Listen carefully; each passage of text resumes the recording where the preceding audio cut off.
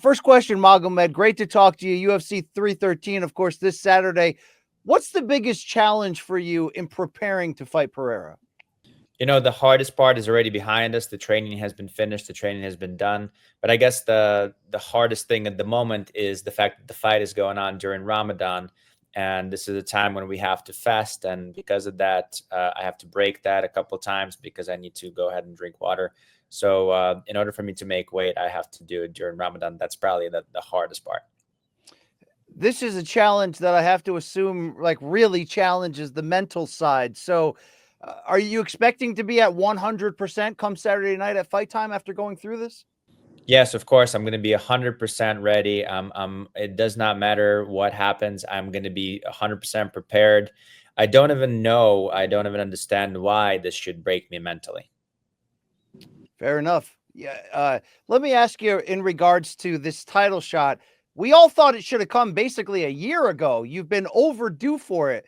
Why do you think the UFC waited so long to finally match you with Pereira? It's still a mystery to me why it happens to happen right now. I mean, we've been waiting for this for a long time. We've been asking for it for a long time. This is something we've been ready for a long time. And it just happened to be that the UFC decided it's going to be now. And it happened to be UFC 313. And the fact that it's, during Ramadan is probably the worst part about the whole situation. But this was a kind of opportunity that was given to us, and we weren't going to say no to it. We weren't going to let this go. So we wanted to make sure to accept it, even though it presents itself a challenge. Do you feel at all that you were villainized with the way the Blachowicz fight played out? That Dana called it boring, and it took a long time for you to get back to this point right here. I believe that. I know that a lot of things had to change after that fight. A lot of things did change. I think I'm going to be very different this time around. I started working harder. I started working more. And I think that this time around, you will see a whole different version of me. When Pereira first came to the UFC from kickboxing, it was assumed that he would be exposed in the wrestling and grappling. Why do you think that no one has really been able to expose him and take advantage of that perceived weakness? It just seems as though the UFC was kind of picking and choosing the opponents for him and kind of guiding him in a certain way all the way to the top.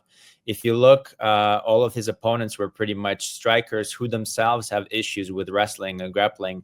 So he hasn't really had an opponent who knows how to do it. I mean, you can look at Jan Blachowicz, who is not necessarily a wrestler himself, but he had very little issue taking Pereira down and doing whatever he needs to do with him on the ground. So we'll show what we can do.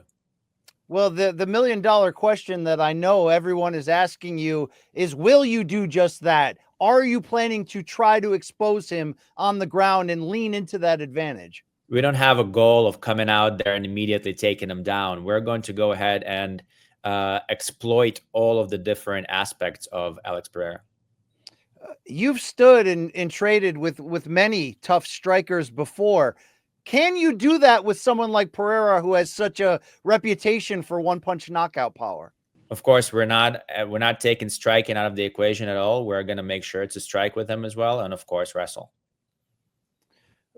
How would you put into words what it will mean Saturday night if you conquer all of your dreams and exit with that world championship? This is something that I can't really put into words. This is something that I want to experience to understand what this really feels like. But if you ask me about my motivation, I'm 100% motivated. I'm really, really ready. I'm just waiting for Saturday to come as fast as it can come. Considering Pereira is considered by some to be the biggest star in the entire sport, maybe the most valuable fighter UFC has, because he's always willing to fight on any terms. If you beat him, do you think you will have to beat him a second time as well? That's something that the UFC has to decide. If they want that, then I will have to do that. I mean, I've never said no to the UFC. Whatever UFC offered, whenever UFC offered, I've always taken the fight. So I think the job of booking something like that would be a very easy job for the UFC. If you had to identify specifically what makes Pereira so dangerous, so great, what would you say? You know, if you look at his fights, at his last couple of fights, you could see that the guys that are coming out to fight him, they're immediately are cautious of that left hook. They're always afraid of it. They can't even be themselves because they're so worried about missing that one shot.